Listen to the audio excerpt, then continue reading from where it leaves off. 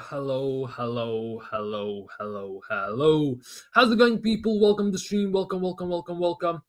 It is time. Champions League nights are up on us once again. Arsenal are facing one of their biggest nemesis in Champions League in Bayern Munich. And of course, it is a big one. It is a big one no matter how you look at it. Lots of questions about this game from quite a many point of views. Let's just put it that way. But overall, it's gonna be a tough one. That's already goes without saying. Tough night is awaiting us. Tough night is ahead.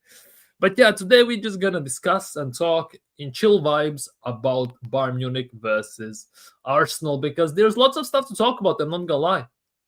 And more importantly, what does Arsenal do? Do we rotate? Do we keep it the same?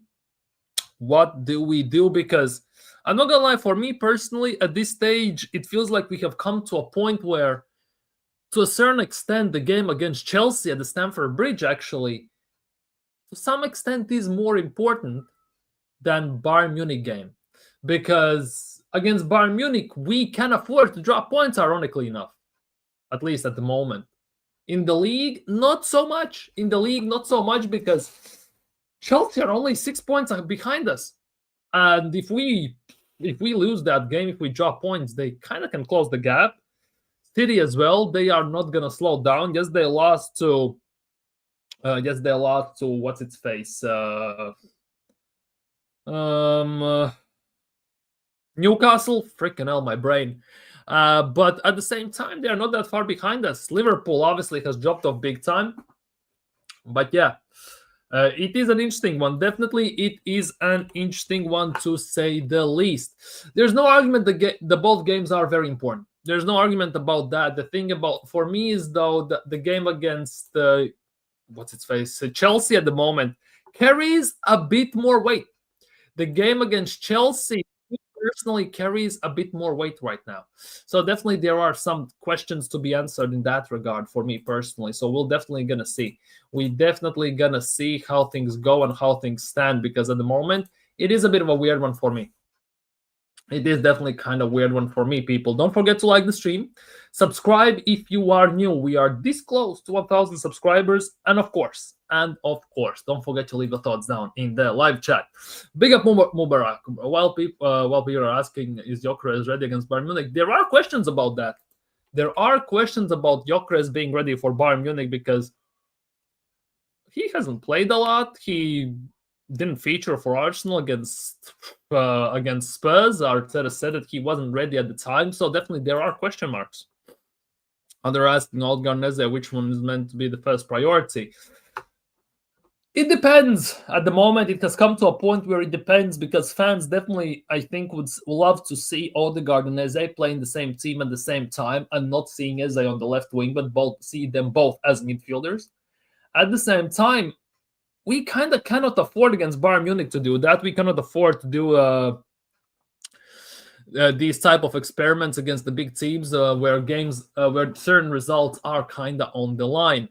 So definitely for that is a big question mark. Obviously, Eze is on a big hype at the moment after the hat-trick against Spurs, especially looking what Odegaard has done over the last year and a half, which I'm not gonna lie, isn't that much. Definitely isn't that much, of course. So we'll see how this goes. But time only will tell. Obviously, time only will tell. But at the moment, it is interesting. Definitely, it is interesting to say the least. Bayern are on a roll, a massive one. Insane roll, to be honest. I cannot even. There's actually very hard to even hard to fathom what kind of a roll they are on, because they still are undefeated. Ironically enough, they are blitzing the league. They were 2-0 down against Freiburg at halftime, if I'm not mistaken. They still managed to win the game 6-2. They scored 6 goals in the second half. So definitely Bayern Munich is a team to be feared. Definitely without shadow of a doubt. How are we going to handle Alicia and Kane without Gabriel? It's going to be interesting. Hincapié was good yesterday. There's no questions about that. And again, Spurs didn't do much against him. Obviously, for Ecuador, he does very good. He's under massive pressure. He's the team captain and everything. He carries the team. He has taken over the captaincy from Enner Valencia and stuff like that. So definitely, Hincapié will be tested tomorrow, especially if he starts. Hincapié definitely will be tested without shadow of a doubt. So we're gonna see. We're gonna see how this goes. Who else? Hey, Marlon, please relax. Marlon, please relax with these things today. Genuinely, I don't have no tolerance today for any of this, all of this negativity stuff. Seriously. Olise is a big threat, especially Kane. Yeah, they do both. I also big up coach. I also want revenge on Bayern. There's no questions about that. I also want revenge over Bayern. At the same time, kind of is a possibility we can face them in elimination stages. That would be the best time to get revenge, let's be real. But with their current result in Premier League, Chelsea game carries to some extent more weight than game against Bayern. Yes, I'm sick and tired of losing to Bayern. 5-1s, those are still imprinted in the brain, I think, till the last breath I'm going to take on this earth. But at the same time, like, the league has shaped out in a very, very, very weird way. Very weird way. Big up, Einer. Big up. Hope you're doing well today. I also think we can rotate, but I also don't think we will. That is the other thing. Like, there are arguments for and against it at the same time. There are arguments for the rotation, and there are also arguments against the rotation. It goes both ways. And until that starting 11 comes out on Wednesday, obviously we will never know. We will never know. We can only speculate right now. But for me, overall, yeah, it's a very interesting situation at the moment, the way the season is shaping out to be for Arsenal. Looking at the Premier League table, looking at the Champions League, it definitely is a weird one for me personally. Yeah, they both are important. Nobody's saying that. Nobody is arguing about that. Chelsea play Barca, got Bayern, and gain momentum. In those terms, yes. At the same time, it is what it is. In those terms, it is what it is. We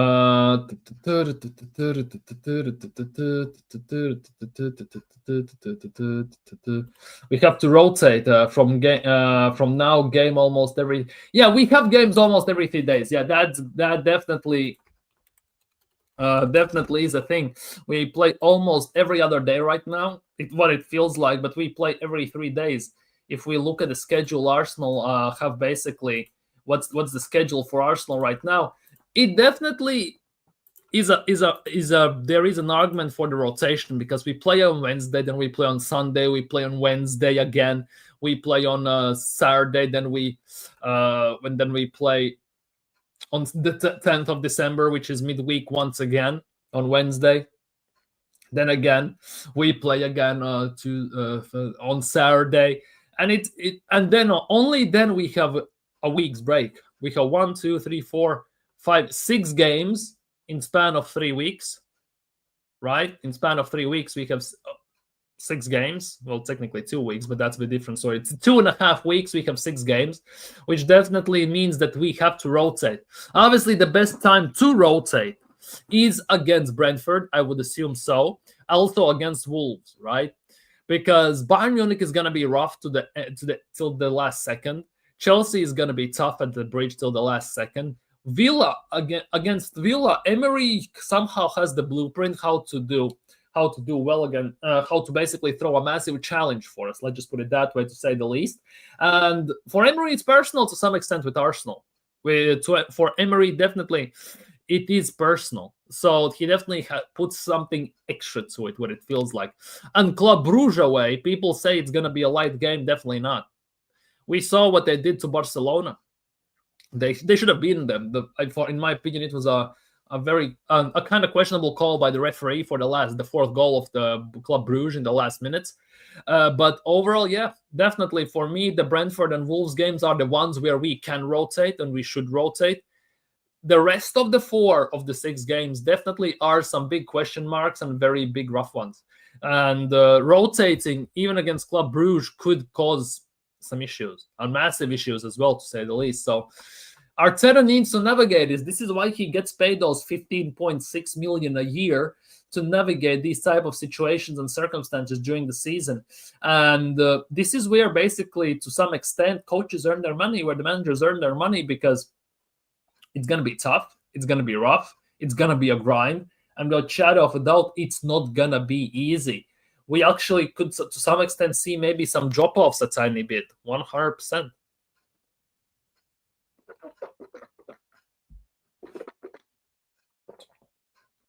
So time only will tell. Chelsea's game is the most important game, most definitely, but on years of battling from Bayern PTSD, yeah, I get it. I absolutely get it.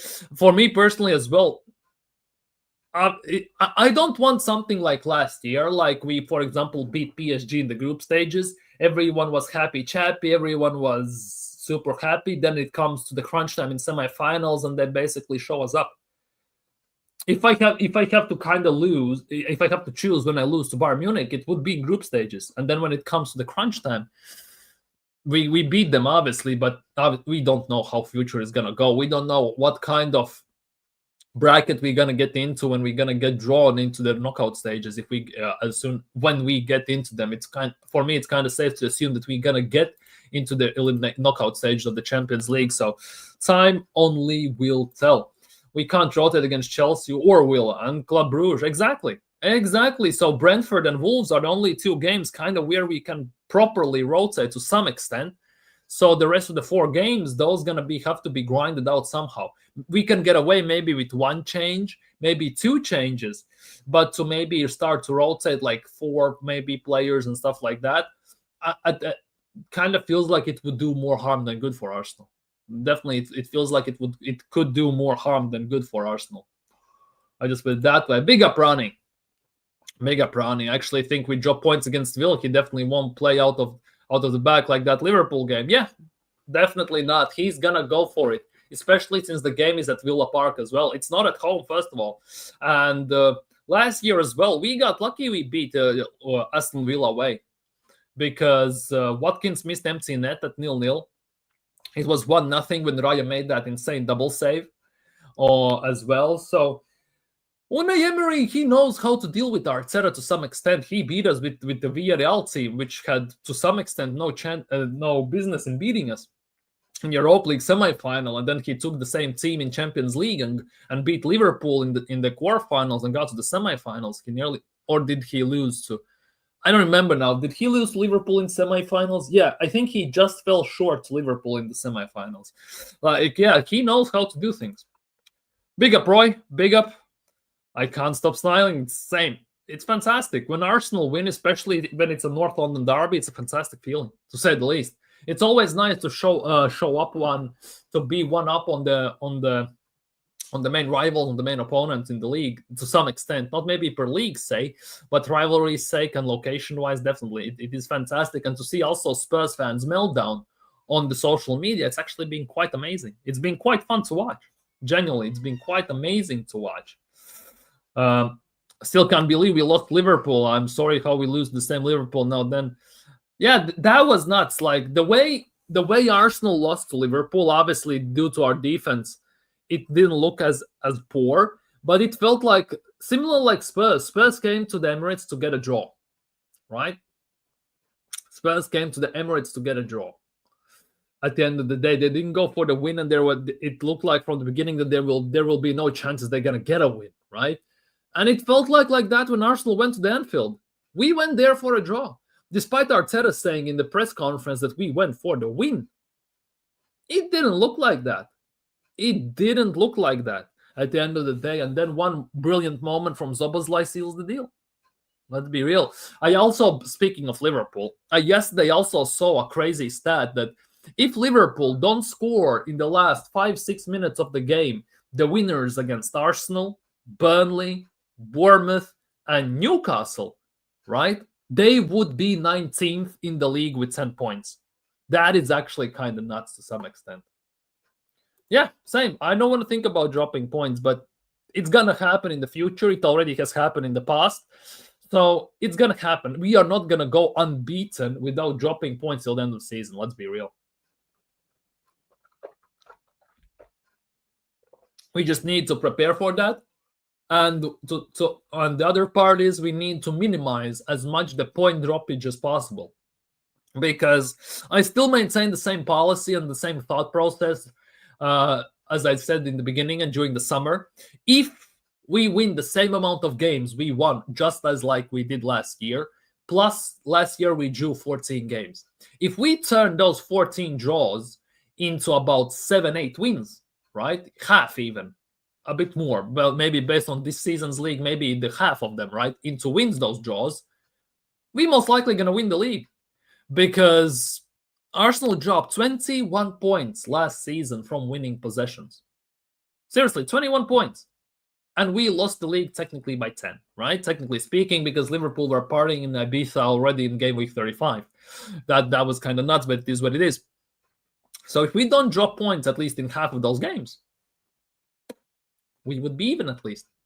And that would have gone to the wire at the end of the day. Well, we'll see. We should be beating them, but will be interesting to see how we're gonna do that. Can't wait for Talksport. Johara, man. It's like no. Against Barn, I would mind. Wouldn't mind. I assume you mean wouldn't mind. And I expect it to some degree. I'm not gonna lie, I expect this to a certain degree that we're not gonna see the same style of football we played against Spurs.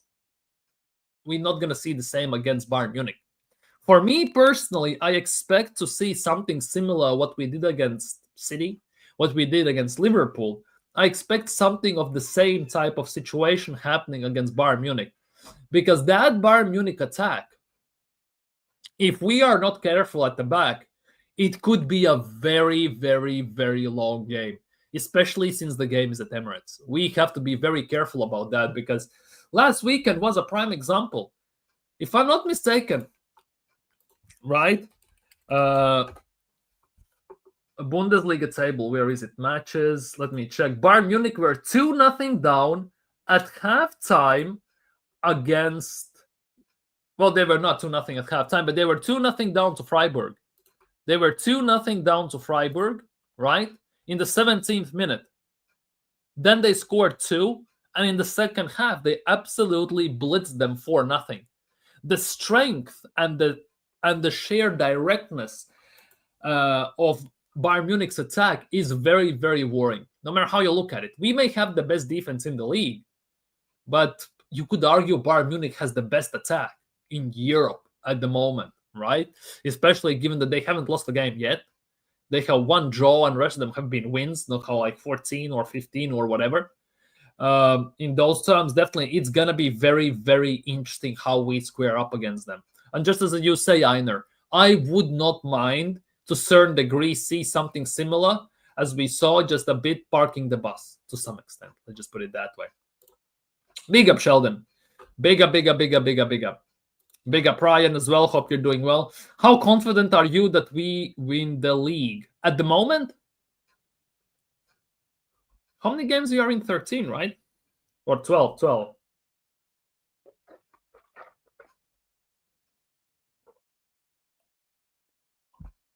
12 games, 26 to go.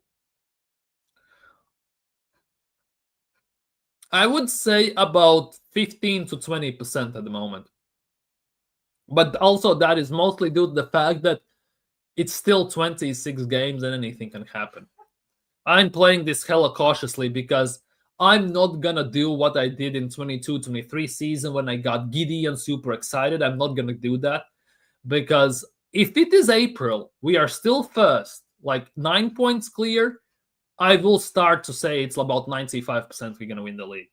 But right now, in the end of November, I'm going to say about 20% still.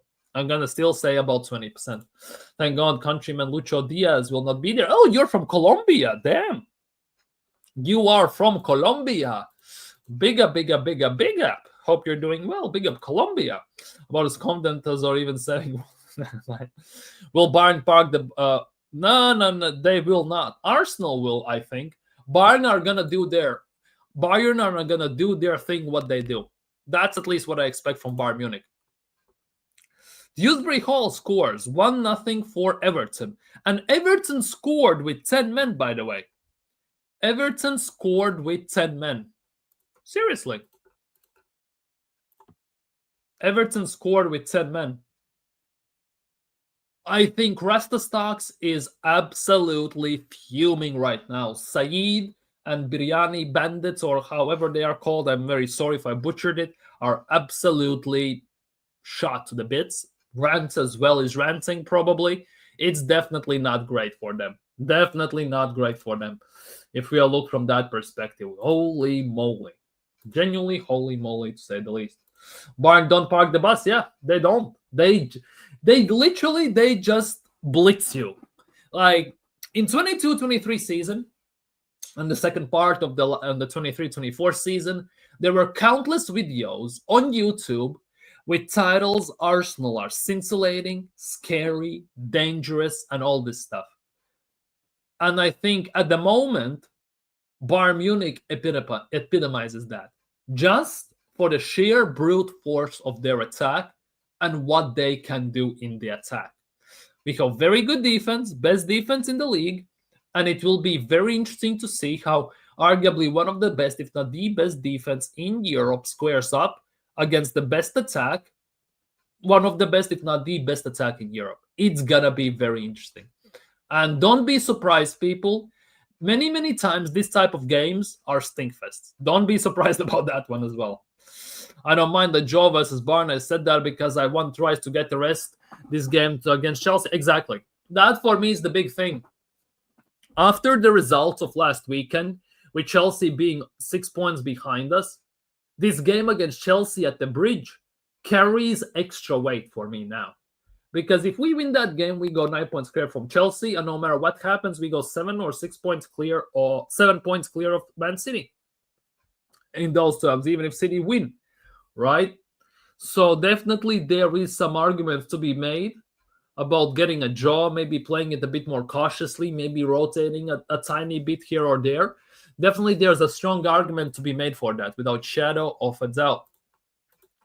Everton Golato, yeah, Dewsbury Hall. It's actually not Colombian Dutch. I see.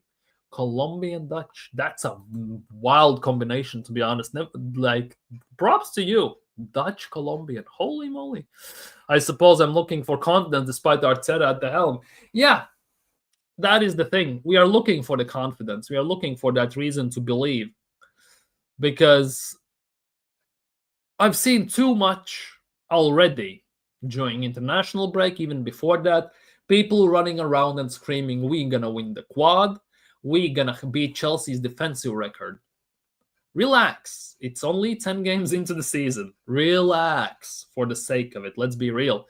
Long time to go. And we all know that Arsenal's main time when Arsenal crumble, by the way, and this is not being me negative, but it's just a shared experience from the past, is time in December to like February. In that time frame, Arsenal tend to crumble big time. So time will tell, and we have to wait. Hence why I'm not getting giddy and saying that we're going to win the league and all this type of stuff. I am not even watching the United game. Man, you're doing. We'll see. Big up Stockholm Gunnar. Big up. Hope Sweden is doing well today. Are we feeling confident about the Bayern game? To some extent. I'm feeling cautious, but also confident. It's like kind of a mix of both. Depending, obviously, the confidence levels could rise or drop expeditiously depending on the starting 11. But that's 2 days in the future. Bayern have the best attack. Exactly, and Arsenal have arguably the best defense in Europe. So that will be interesting to see how they square up. Big up, Dr. Seymour. Big up. Big up, Dr. Seymour. Hope you're doing well today, bro. Hope sunshine states and all this stuff is treating you well. The wine is nice and very relaxing. Who would you want to rest? It's even hard to imagine getting someone rest. I could jump on if you want. Yeah, you can. 100%. You can. 100%. If you are down, I can send you the link. Doctor. Le doctor. El doctor. the doctor. Although that is Socrates for Brazil. Let's be real. Like, if you're still here, I can send you the link. You can 100% jump on. I have no issues with that. He's in the Kyla legit source. Based on the transfers, as much as we covered them in summer and winter, 50-50 at best case scenarios, because he has gotten something right and he has gotten also something quite wrong. But that obviously goes with every sports journalism overall. Unless you are like top A-list tier, where you get fed information directly and you don't basically have to scavenge from around the world what it feels like, it's very hard to judge these. Definitely. You know, the tier 1 sources, tier 9 and tier 2 sources and all this stuff. Saka, Timber, Calafiori, Rice. I wouldn't mind playing Skelly. Although Calafiori has been in quite fantastic form, and kind of ripping him out of the game against Olise at the moment and just putting him on the bench kind of seems unfair. But let's be real as well. Life isn't fair. Let's just put it that way as well, of course. But hopefully, maybe to some extent, maybe time will tell. Only time will tell. Okay, no worries. I'll send you the link in a second. Give me a sec to prepare, and I will send you the link. Almost tied the knot with my headphones. He sees more butts than most. True. 2 teams with perfect record in the Champions League so far. Yeah, it's gonna be interesting. Very interesting. Wait. Quickly, as I plug myself in, Arsenal is the only team that has not conceded goal yet in Champions League as well, by the way. That also is gonna be put to the test. Let's not forget that one. It's gonna get put to the test. It's gotta get put to the test as well. That also is gonna get put to the test. Because Arsenal, literally 0 goals conceded, best defensive record there. Second best defensive record is for Inter Milan, with 1 goal conceded. So, to be honest, Bayern Munich haven't conceded that much, like 3 or 4 goals. So it's going to be a very interesting one. Big up, Hendon. Hope you're doing well today, bro. If Arsenal destroy Bayern, then Chelsea also will be mental. Yeah, the thing is, if Arsenal also beat Bayern, the mentality thing can go both ways, because we can be on that emotional lift and Chelsea could be on the down, but also it could drain our players so much after actually getting finally over the hump against Bayern Munich that we might be kind of emotionally exhausted when we play Chelsea. It also could be something like that. What do you think of Hand of Arsenal? Hand of Arsenal is an interesting one. It used to be Hand of Ozil and everything. It's low-key, right? It kind of feels like Hand of Arsenal is one of those that is talking straight from Arsenal, because he or she, right? Not gonna go like that.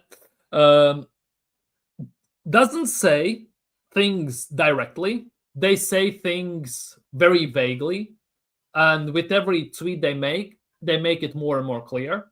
And at the end of the day, 9 times out of 10, it is true. So unless you are from the club and you actually know the stuff, it's very hard to do so, at least in my opinion. Let's just put it that way. 1 second. Le Doctor. 1 second, give me a quick one. Bayern will come after us. Yeah, 100%. Everything will be tested. We'd love to see both teams going for it. I would love to see that in open play. It's gonna be interesting. Could be 100%. Could be. But yeah, people, we have royalty in the house. Hide your behinds. Be careful. Eat properly so he doesn't have to basically do an exam on you. Big up, Doctor. Big up, El Doctor. That's actually a phenomenal introduction, Robbo. I gotta say, hide your kids, hide your wives, and hide your rectums, because Dr. Seymour Butts is here, my friend. Be careful, people. Be literally careful. Because it's fucking crazy. But yeah, how you feeling today?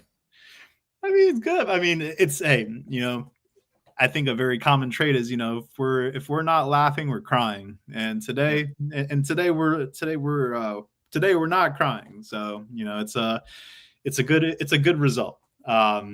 It's I think a lot of people mentioned that it was a good way to bounce back after that shambolic result up in Wareside.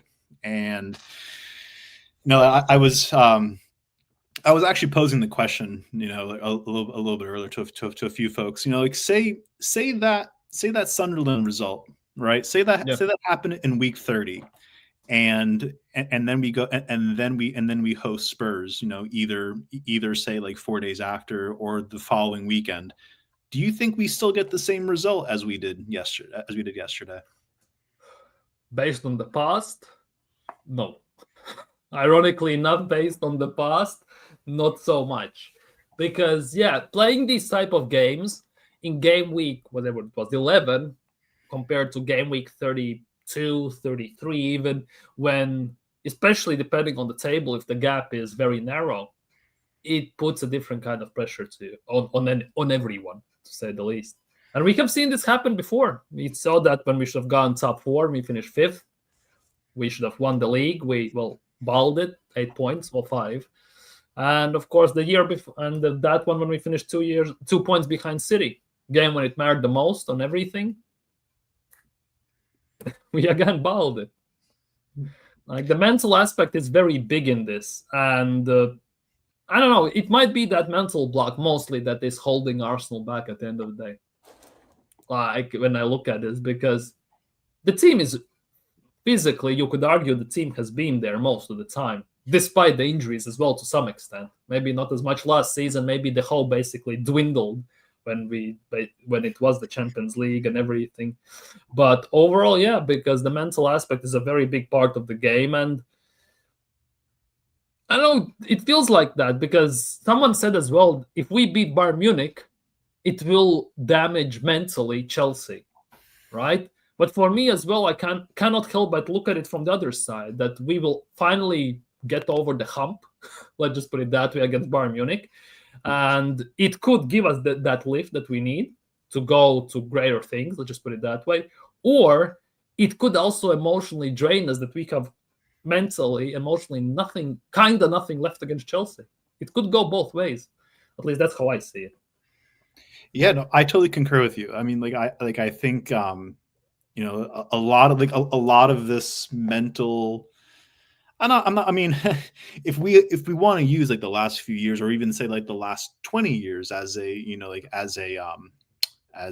test case, we could say that there's a lot of mental fragility, and especially when the team and the manager and the club is under the cosh. Rather like when the times get tough and when things matter, as far as like laying down a marker or just giving yourself enough of a gap and a cushion to separate yourself from the rest of the pack. It always seems as if like we're always finding ourselves lacking that sharp knife's edge, like whether rather like so for example, like I think it was like was it Villa that we had drew like very late in the season last year, or was that the year prior that I'm thinking of? Oh, we drew against everyone last year. That is true. We lost to Villa 2 years ago. That was that infamous season when we went like 14 1-1 throughout the second part of the season, something like that. That's right. And then we lost like 2-0 to them, right? Like, at home. At home, right? At home. See, it's like so that right there to me like is not only endemic, but it's reflective of this soft underbelly that this club has had for a very long time, since we have for the most part won the league. So I mean, I think, as you said earlier, I mean, like it's still match week 12. There's still 26 matches left to play and also as well, there's only an 11-point gap between Liverpool in 11th place and us, top of the table. I mean, granted, again, 26 points that we're talking about, 26 matches are 78 points left to play for. It's not to say that I think they're probably going to be aiming for top 4 in a league, but overall the season's still very young. There's still a lot to play for. Oh yeah, for sure. 11 points, it feels like nothing to some extent. At the same time, looking at Liverpool, it doesn't feel very convincing, to say the least. They will be in that top 4. With Chelsea, the same thing. 6 points ahead of Chelsea. They are up there. Somehow they have managed to squeeze themselves in November title race. Let's just put it that way, because for me, Chelsea is too inconsistent with the results. Because if they lose at home to Sunderland and everything, you kind of cannot do that if you want to win the league.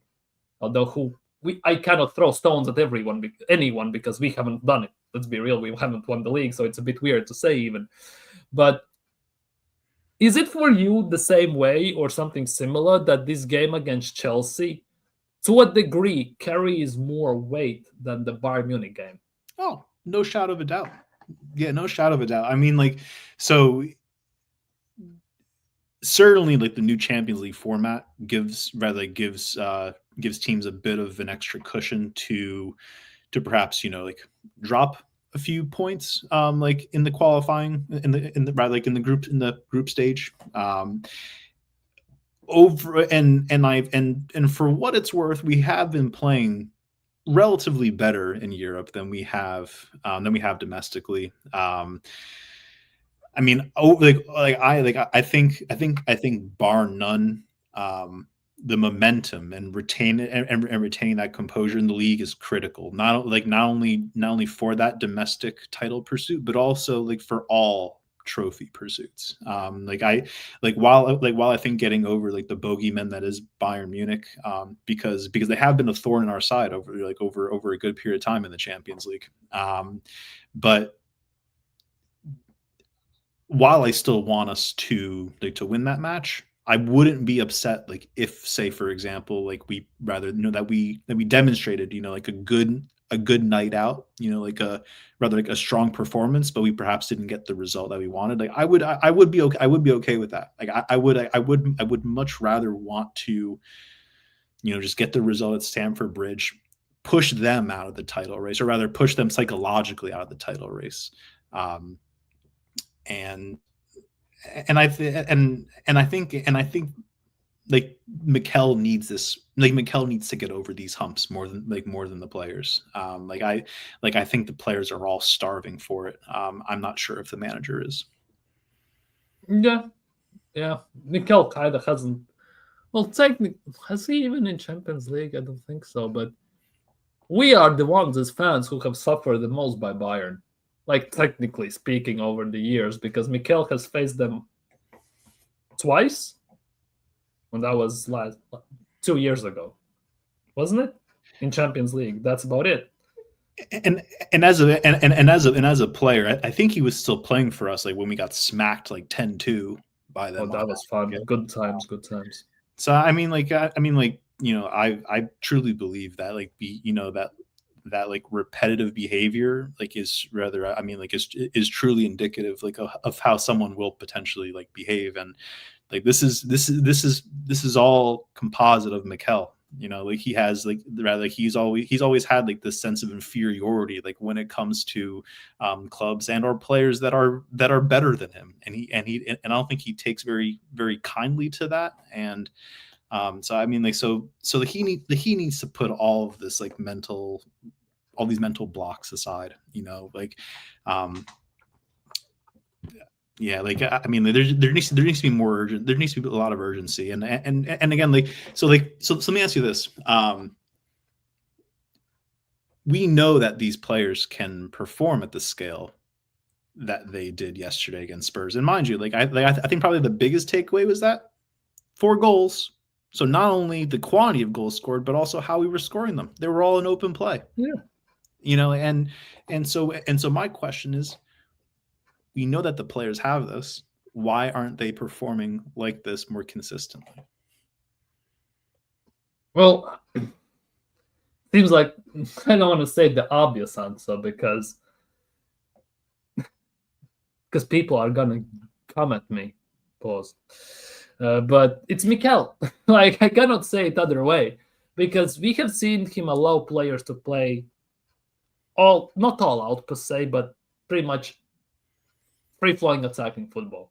We have seen him play defensive football and mid-season switch it to the same football he played season before in the second part of the season.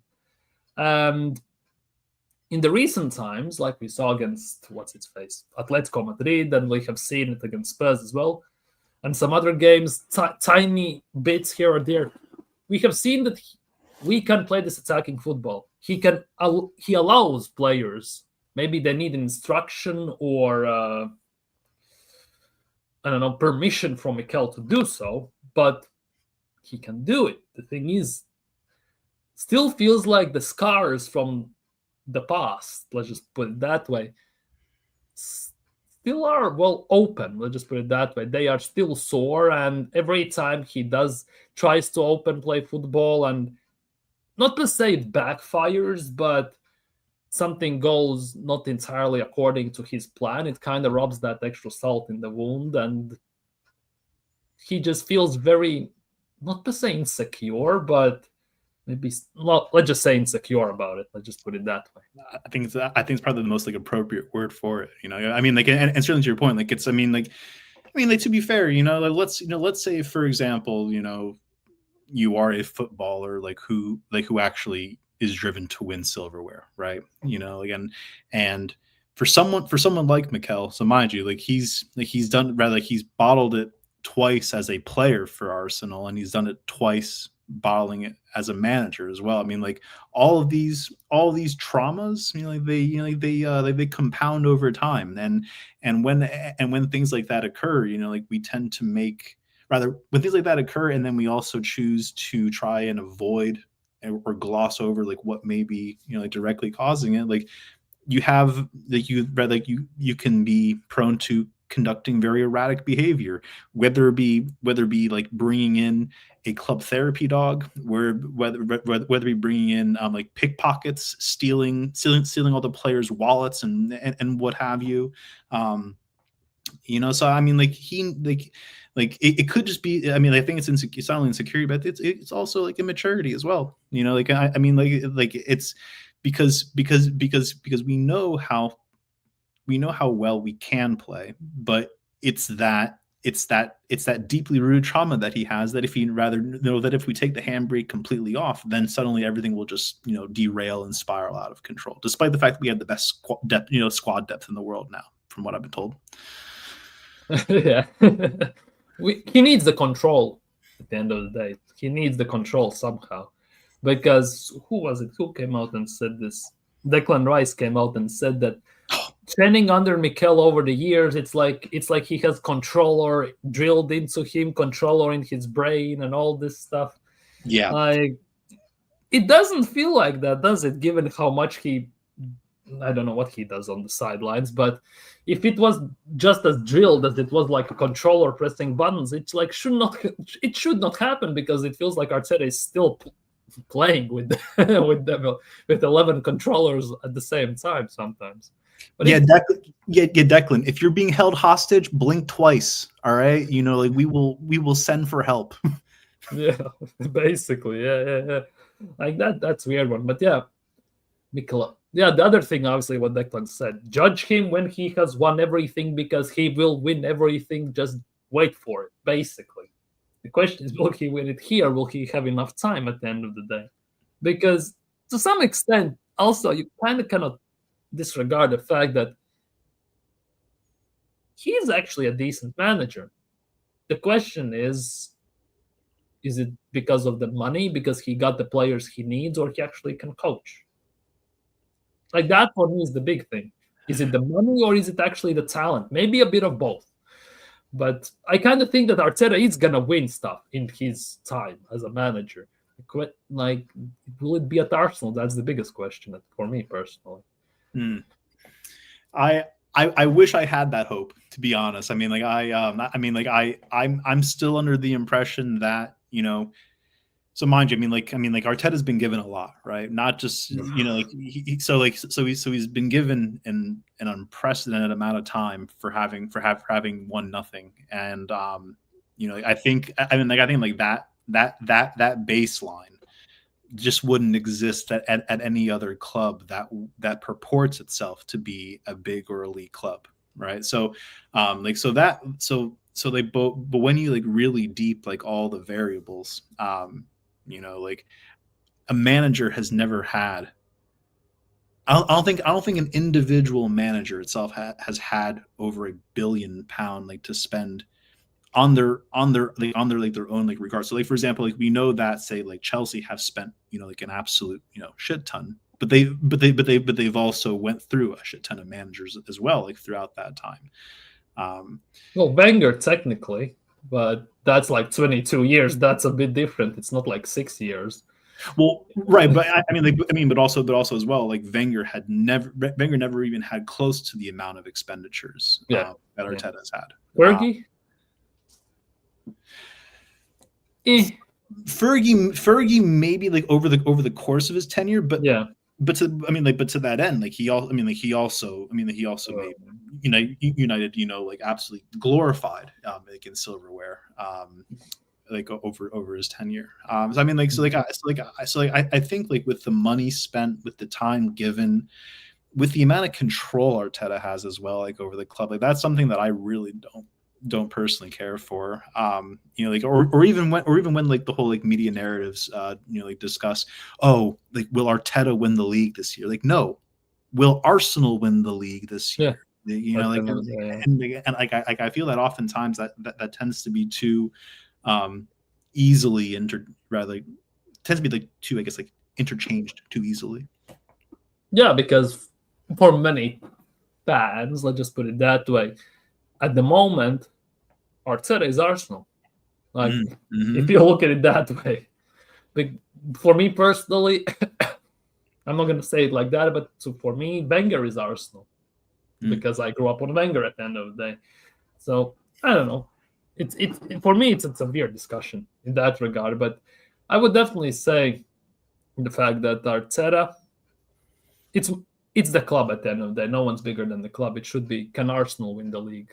Not can Arteta win the league, because at the end of the day, it's going to mean the fact that most people want to see Arteta just to prove everyone wrong. They want more that than actually Arsenal winning something at the end of the day. Yes, exactly. So like, and that's why like personally, like I feel that there's a lot of, you know, I mean, again, like, you know, people can think about whatever they like about the manager, but there are fans here that they, if they don't mean it, that's fine. But there is this type of like implicitly there's like the implicit suggestion that they actually like the manager more than they like the club. You know, like where they continue to support the manager at the end all be all, despite the fact that it may not be the best for the club. Like they just want to see Arteta get over the line. And I appreciate the I certainly appreciate the desire to see someone, you know, like become successful after they've, you know, given so much time and effort. But at the end of the day, like I think that like some of the allegiances are a little bit strange. Yeah, is what I'll say. Definitely. Yeah, definitely. So moving to Wednesday. Yeah. So I apologize. You know me. I'll sometimes get on a, you know, crack. All good. But moving to Wednesday, what would you do? Would you rotate? Fuck yeah, absolutely. I mean, like, so I think there's a little bit of nuance here, because overall, I think that the manager should be rotating more. Period. This is something that we have lamented for the last 6 years, and you know, and unfortunately, all of the little Arteta sexuals say, well, he's still learning on the job. Okay, and my retort is, when does he start learning? Yeah, because there are still several things, namely man management, that he still has not learned from day dot.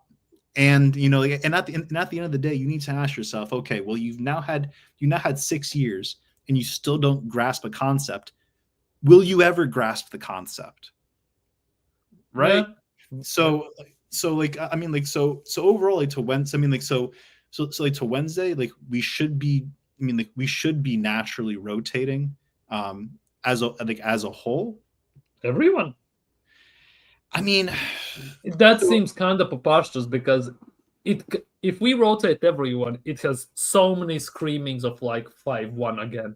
Like I don't want to like relive those times. So maybe not everyone per se, but I mean, I personally would like to at least see like half of the starting 11 rotated at least. So goalkeeper, Kepa or Raya? I think Raya is above average, but I would still start him. Yeah, it's very hard like rotate goalkeepers because for me personally, there are goalkeepers that have to do stuff during games. Yeah. Raya doesn't have to do almost anything.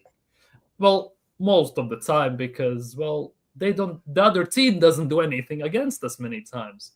And it feels like this I was talking about yesterday as well, that there are these goalkeepers, obviously I took NHL as an example or hockey in general, that who face, let's just say, 16 shots a game, they concede 5-6. Same goalkeeper faces next 10 games 35, and he maybe lets in 1 a game. Yeah. Like they need to be in that momentum, that heat, that focus. They need to have it on. And with Raya, he can balance his checkbook, have a tea, sip some wine, and all this stuff in goal by the time. And when he's called upon doing something, it's like he gets cold feet sometimes. What it feels like. Yeah, well, I mean, like, and we still don't know if that casual aspect of his nature, if that's something that has just been recently learned being at Arsenal, like, or if that is composite of himself, like as just a football player as a whole. Did you do that at Brentford? I don't think to that end. I don't think Brentford ever offered him like the back four that we have had that has allowed him to save insane amounts of shots all the time. Yeah, correct. So like I do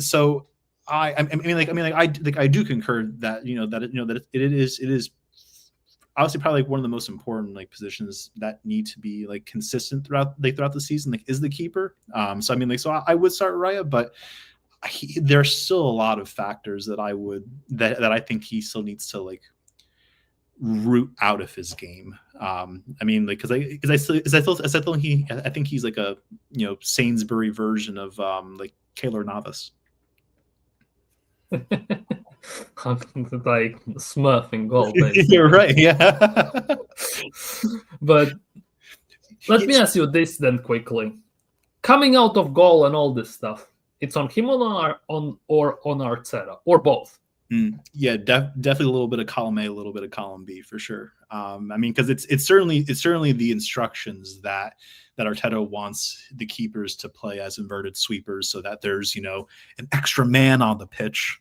I mean, absolute jokes there, but Raya as a top keeper, I personally don't believe in getting lobbed. But unfortunately, at Arsenal, this is something historic for our keepers to get lobbed. I can't recall like if David Seaman ever got lobbed by Ronaldinho for England, but that doesn't count probably. So that was the one that I was thinking of, but I couldn't recall if he got lobbed like in a rather like domestically speaking. But we know for a fact like that Almunia got lobbed, Fabianski got lobbed. I can't recall like if Chesney or Martinez got lobbed. But Leno, Ramsdale, Turner, Raya. This is something a little right. Neto as well. Fuck yeah. Against Girona, that was the best one, I think. Jesus Christ on a bike, and everything.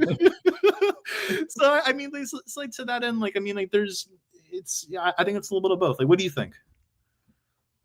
For me, it's both, because yes, Arteta wants him to be like a sixth defender at the end of the day, or fifth defender, or whatever, depending on how we play. At the same time, obviously, partial it's on Zubimendi because whatever he did there, inexcusable. Let's just put it that way. Because if it was, let's just say 2-1 and it becomes 2-2 like that, goodbye, basically. Like the head goes, but. He needs to scout the pitch. He needs to see what is going on. Obviously, since Zubimendi lost the ball, he was instantly sprinting back. But I don't know. It's on both for me either way. He needs to be more aware of himself at the end of the day, aware of situations, because he has the ability that most of the players pretty much don't. He can see the whole pitch, how patterns are developing, how the team is attacking and defending, how the press is going. He can oversee the whole pitch. Let's just put it that way. Yeah, no, you're absolutely right, and I concur with that completely. So, goal right back Bentan. Yeah, I mean, look, I don't. As much as I don't want it, not right. So not only does Timber need rest. Because again, he's I love Julian Timber. He is so underrated. He is class. And as soon as he starts making more consistent attacking runs going forward and start to put some more assists to his name, I think he will outpace Hakimi eventually. I think people are already saying that.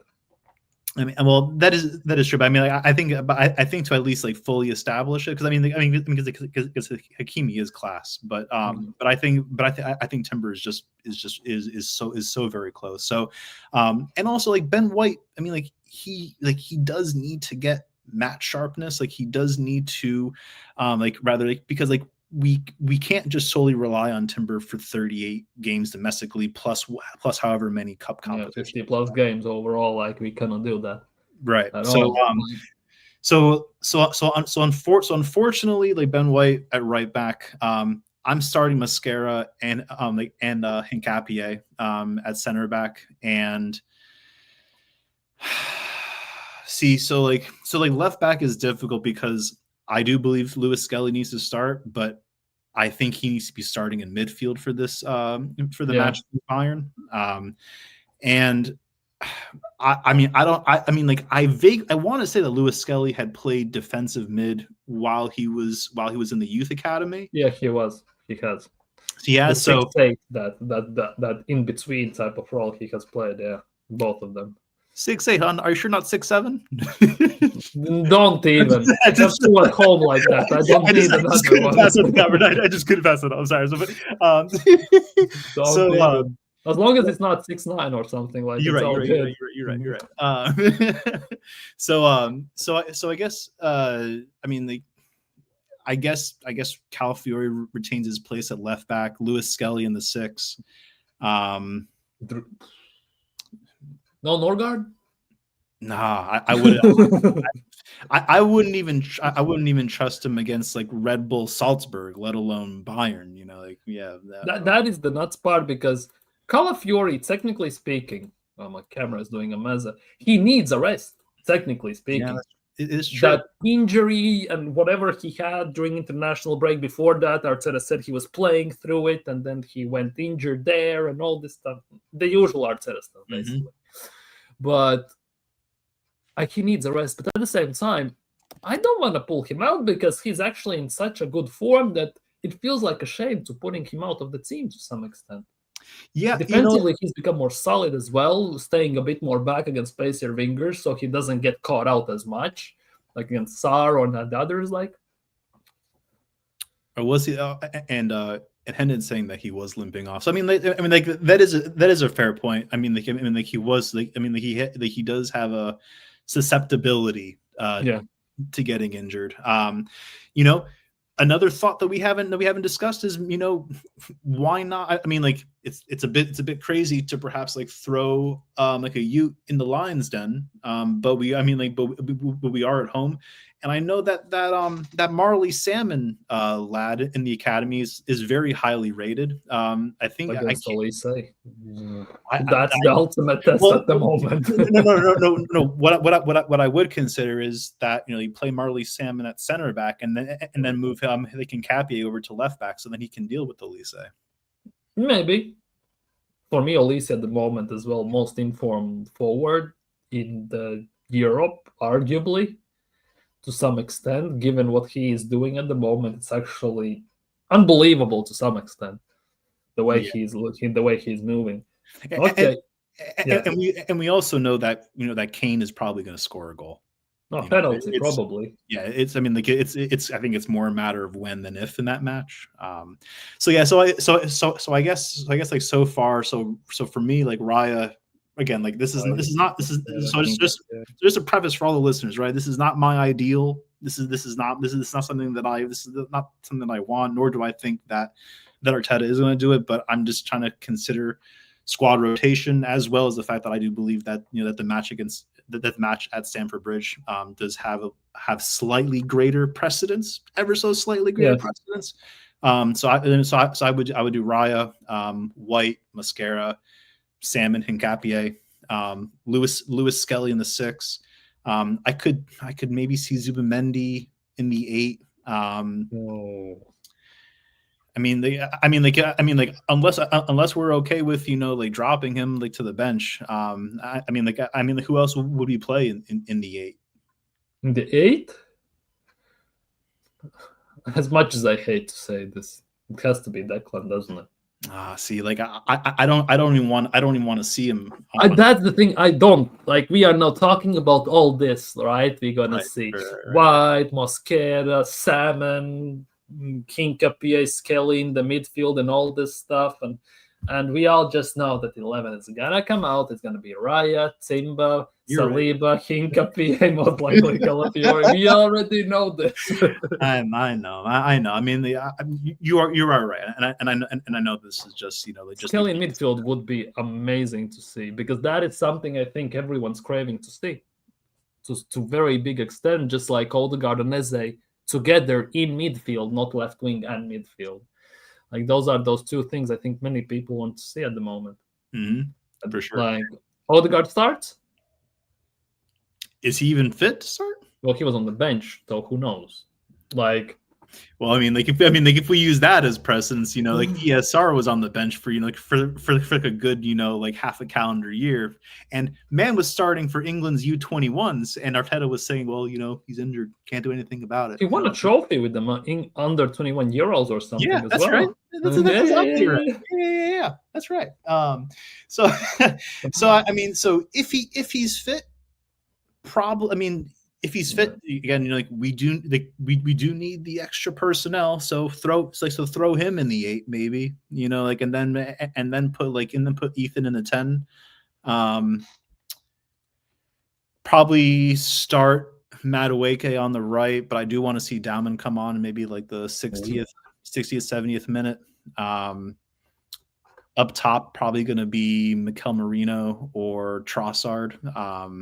It's probably going to be Marino up top and then Trossard on the left, but that's sorry, Odegaard wasn't on the bench. He was almost there. Arteta said it's day-by-day decisions or something like that. Okay. Last second decision. He was there with Gabriel on the injured bench. I thought. Well, I mean, granted, I thought he was still like in the maternity ward taking care of his newborn. 2 years ago. Or I don't know, like. Getting released from the maternity ward can sometimes take a good bit of time. Yeah, obviously needs that year and a half, 2 years. Yeah, so he's almost there. To be honest, it's been a year and a half since he hasn't performed. Yeah, you're almost getting there. Martinelli at striker. Would you take a punt? Oh yeah. I mean, like I think just from like that pace aspect alone, I think he would be better as an off the bench option. I mean, like I think this is kind of going back to to the whole facade that we have such great squad depth. Big ups here. We have excellent squad depth in certain positions, but it's not across the board. Yeah, some positions are vulnerable. Let's just put it that way, to say it lightly. And King Op actually just mentioned a good name as well. This is a massive game, but because there's perhaps not as much hinging on this match on Wednesday, like I wouldn't, I'm not opposed to seeing getting like a run in. I always say, if you're good enough, you're old enough, and we have we've seen players. We've seen players like Fabregas. We've seen players like Wilshere, perform, at the highest stage. So I think this would be a match to at least tinker and experiment. Rather if there was a match throughout the season, I think Wednesday would be the one. Yeah, could test them out against top team as well. See how they fare and can they hold their own. Let's just put it that way, even on the basic levels, say the least. So you're expecting, prediction, expecting at least a draw. Yeah, I think that should be the ground floor of expectation for Wednesday. At least a draw. But again, I think the only caveat I would say is that if we say lose 2-1, but we were right at it. We also fielded we also had fielded a good amount of youth players as well. I think with those considerations, I would not be opposed to it. But I think definitely a draw bar none is probably the most important, just to at least maintain that consistency. But of course, a win is what we all want. Yeah, I'd if it's a close game and we field a A/C or B/C team to some extent, including some youngsters, no problem. But if we field our best 11 and it all goes sour and somebody gets injured and now we have to go to the bridge and it's panic stations, or it's going to be crucifixion to the maximum extent. Let's be real. It can go south real damn quick in those terms. And let me ask you this, because I said before on the stream that if I had to choose, let's just say, just like with PSG, we beat them last year in league group stage, lost them in semifinals. Let's just say we play them now or maybe quarterfinals. I much rather lose this game. I'm not gonna lie. For sure. Quarterfinals, and I swear down, do not speak it into existence that we're going to draw Bayern. At that time. It's been long overdue. It's been 1 year, too much. I know. 1 year without Bayern. Too great a space of time in that, for sure. I definitely concur with that. I think it's important. Well, I won't say it's more important, but I think it's a slightly safer bet to drop points earlier in the season than it is at the tail end. Because I think it does go back to that psychological aspect. That if we do start dropping points come February, March, or April, then the same story in the same tape cassette for all you youngsters. A tape cassette is a rectangular object that would record audio. I know they don't really use it often these days, but it's I have it. I have the cassette player, a Walkman or whatever it was, and all the CD player and all the good old days. Yeah, so whatever we can do to avoid that scenario, because a lot of it is very similar to the Greek story of Sisyphus, right? That Sisyphus Sisyphus was pushing the boulder all the way up to the hill, and as soon as they got right to the cusp of the hill, to getting to the summit, the boulder fell all the way back down to the ground. This whole that whole Sisyphus narrative needs to be deported, exported, however, got rid of at this club. Yeah, somehow, 100% somehow, yeah. But I expect. Yes. Yeah, no, I'm sorry. I was gonna ask like what your like predictions and thoughts are for Oh Wednesday. my! Like for me, this is the weird thing. Technically, best defense. Let's just say in Europe, for the sake of an argument, one of the best defenses in Europe, right? Against one of the best, if not the best, attack in Europe. Who's gonna come out on top? I have kind of in between two minds because this game has two scenarios. Either it's gonna be not per se a classic, but something special. Let's just put it that way, or it's gonna be a stinkfest. Because usually when games have the highest expectations of goals, it tends to be a very, very, very draining and dreary game, to say the least. But I'm going for a draw, personally, because I think we can do it. Obviously, it will change quite quickly depending on the 11. That, I think, will say everything. But I expect a draw. I'm not. Obviously, Arteta will want to win this game. It's going to be at home. Maybe they're going to do a tifo. Who knows? Mm. And all this stuff. All right, but I expect a draw. It's very hard to predict a win at the moment. Well, at least against Bayern, because if we beat Bayern, it's gonna look very promising. Obviously, it's early stages, but to beat Bayern, a team that hasn't lost yet this season, they have abilities to score 4 or 5 goals in a half. Definitely, it is concerning. Let's just put it that way at the moment. Definitely concerning. Do you think that Arteta's team selection will be based on? Well, I mean, it's probably a bit of a rhetorical question, because I imagine that like most managers, they can only assume what the what the opposing manager is going to line up. But I think it's probably fair to state that Bayern's probably going to go full strength, if not near full strength. Like they do think that's a fair assumption to make, and if so, like how do you think Arteta is thinking about like lining up in response to that? I think we're gonna go for set pieces. To some extent, we're gonna pull something like Liverpool or City type of situation.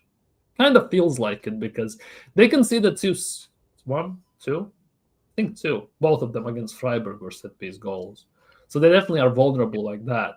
We might try to kind of push on it. The question is, will defense hold up? That will be the ultimate test at the moment. I'm not gonna lie, but I think. So do you think maybe we should be setting up maybe like 5 at the back? Arteta is not going to go 5 at the back, but he definitely. I think he's going to go with. I wouldn't be surprised. Zubimendi, Rice, Merino midfield, and he sticks like Trossard in the 9 or something like that, just for the sake of it. Like, would not be surprised. That's. I mean, he's also played that midfield pretty consistently in Europe this year, hasn't he? Oh, Marino, Rice, Zubimendi? I think. How does it say? Maybe. I don't even remember anymore. Champions League was so far back in the past. And Arteta, like a lot of humans, is a creature of habit. That's for sure. Well, okay, Slavia maybe doesn't count as much for this, but Rice, Norgard, Vanieri. Okay, Atletico Madrid, that could be the best example. Eze, Rice, Zubimendi. Eze, Rice, Zubimendi. Yes, against Athletic Bilbao, it was Zubimendi, Merino, Rice. Oh, there we go. And against Olympiacos, it was Odegaard, Zubimendi, Merino. So he hasn't had actually one midfield yet. There have been 4 different ones, which is actually quite interesting. Yeah, that's a good point. Well, from that perspective. But yeah, many people say they want us rotate a tiny bit or quite a bit, depending on situation. I can see it. I can see arguments for and against it. Like, would not be surprised if it happens. Would not be surprised if it doesn't happen. Let's just put it that way. Would there be any youth players that you would start? Bayern, rotation. And I guess like by you, I guess like the most like common ones say like a Lewis Skelly or Ethan. I want to see Max start, but I think it's way too tall for Norder at the moment. With Saka, Madueke back, I don't see it. That's the biggest thing here. And since he didn't get game time when Madueke was out, I just cannot see it personally, unfortunately. I mean, it would be nice to at least see him for at least a good 20-30 minutes. Like a nice little cameo. Like not, I mean, I don't want any 5-10 minute garbage time. I mean, rather give the youth some time to make an impact and to and to get into the game. So for example, I've been asking this as well. I also put it in the chat. What do you rather when all these youth players that are that are coming through Hale End and they see and they see, for example, Lewis Skelly and Ethan, well, more so Lewis Skelly last year getting all this game time, and then suddenly just getting dropped, right on the fly. Ethan as well, also not really getting Sar had the same. Yeah, no, absolutely correct. The same. Trossard to some extent as well when he just joined. He had player of the month for March, something like that, or February. Yes, that's right. Correct. Correct. So but when we talk about the youth, if do you think that they're thinking anything in the back of their mind, when they see a fellow academy graduate like Amari Hutchinson, not only eventually get into a first team action for a Premier League side, but also getting. So, for example, Hutchinson was subbed on in the 58th minute at Anfield, and it was able to make an impact there. I'm sure. I mean, I'm sure that they're all still, in the same group chats. I imagine that they're all still connected with one another. Do you think that something like that is perhaps playing in their mind, especially for someone like a Lewis Skelly, who was just in the England squad not too long ago, and is now gotten bumped out. And there's a World Cup coming up. Yeah, 100%. T. Dobby Martin didn't even sit here to wait. He just pieced the scene. Right. Didn't even think twice. Right. Yeah. But obviously he was a striker, seeing how Arteta treated Balogun and Biereth. Not surprised to some extent how the attack position was neglected for, 5.5 years. But they definitely... I wouldn't be surprised, because Vanieri is already being talked quite heavily on going out on loan in January. God knows where, but we'll see if that even happens. Especially after all the talks in summer about the game time and new contract and everything. Kind of feels like a blow below the belt to some extent for Vanieri, definitely. But I would not be surprised if they look at these things and they are just... What can you do? What can they do even? Because even if he wants a loan, for example, the club cannot grant him that as well. They can just forbid it, veto it, and he stays at the club. It's weird for me specifically about Skelly, the way he carried the team last year. And everything, and now he basically carries the bench around just to sit on. At the end of the day, it's a very, very weird situation. I would say my biggest concern with him, I mean, my concern is that he had performed so well last year, so consistently for that matter, and now he's seeing a downtick in his player development and his playing time.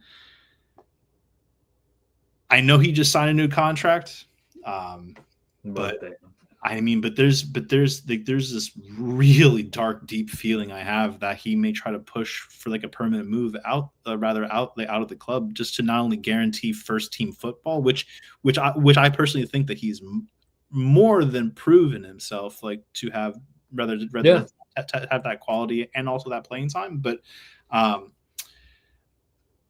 I think and I know that he'll have plenty of international competitions, to participate in the future. But I think he would be extremely disappointed if he did get snubbed for the English call up for the World Cup. I'm worried about Max Dallman. Oh yeah, because he has no place in this team, so to speak. Let's just put it that way. He plays in those positions which are untouchable. Let's be real. He plays in untouchable places. Pause. But Like just like no. But he plays right wing number 10. Saka is untouchable. Odegaard is untouchable. Right. If Eze plays in 10, untouchable. Madueke is a backup at right wing to some extent. And Max Doma didn't play when Madueke was out. Right. So that for me is another big worry. Yeah. We'll see what's going to happen with that. And that's also that's also applicable to Ethan as well. Yeah, same positions. Yeah. Ironically enough. But yeah, it's a we'll see because for me to some extent, the longer they stay in under 21s away from Mikel, to some extent, the better they are off. I do agree with that, but there's also but I think slight caveat is that like I think they would be starting like for a lot of first teams in Premier League, yeah. In the Premier League, yeah, in the Premier League, like alone, like not even considering like any other league for that matter. 100%, yeah. You know, like we'll see. You know, like go. No, I'm sorry. I was gonna say, like, I mean, there's a bunch of clubs that would want like a left back or even just like a ball carrying 8. Well, everyone would want Wanyeri. How many clubs wanted Wanyeri when he was in these contract talks? Oh yeah, there were a good handful. Yeah, and Max Daumann, if that happens, like based on his talent and what he has shown so far, it will be another one that got away. Just put it that way. It could come to that. We've had a good bit of them too over the years, haven't we? Oh bloody hell! Regrets at the end of the day, massive regrets. To just put it that way. But yeah, big up for coming on. I have to wrap it up. It's already almost midnight my time, 11:30. Have to also hit the bed and everything. Big up for you for actually wanting to join. Didn't expect that one single bit. No, come on, baby. As I say, like if I got some time, and if you're, again, if you're willing, again, I never like to impose myself, but if I got time and you're willing, I'm always happy to jump on, my man. Thank you so much. I appreciate your time, your hours. I know you have a very busy schedule. I just put it that way. No, man. Many asses to see and such and everything. Out of context stuff, basically. But yeah, you have a very busy schedule, obviously. I know that, and it's very hard to schedule these things, obviously. But yeah, big up for you. It's coming on. Hopefully Wednesday is a good time. Hopefully we win on Wednesday. Yeah. Knock on wood for sure. And and definitely, as we were saying, rather like in the chat, we gotta get a larger consortium of us, rather in that group, like on a live stream for sure. We gotta chop it up. And I felt like Dr. Dickhead today, like in the group chat, because I swore down like. Yeah. Man talking about like how we're going to be undefeated at the Emirates for the remainder of the season. Like that's just bull talk. And I was just trying to be like lighthearted and think, oh yeah, that's why I didn't want to jump on the stream yesterday, simply because you were like your tummy was having this feeling that the Emirates was going to be a impenetrable fortress moving forward. Yeah, Colosseum basically. Yeah, it's mad, but yeah. It's actually wild, some stuff people say. I'm not gonna lie. It's actually insane. Yeah, I mean, like I don't know. Like, I mean, a little bit of patience and humility goes a long way, especially when we've seen how demoralizing this club can be. But just gotta keep on keeping on, and hopefully all we're seeing is, hopefully all we're celebrating at the end of it is armpits in May. That's all we want. That's the goal at the end of the season, anyways. Yeah, armpits in May. But yeah, big up everyone in the chat. Big up, like chat. The stream, subscribe. Big up everyone who chatted, who has been here, who has spent time here. Big up Doctor for coming on, taking a break in his busy schedule, and yeah. Hopefully, I'm going to see you all soon. Peace.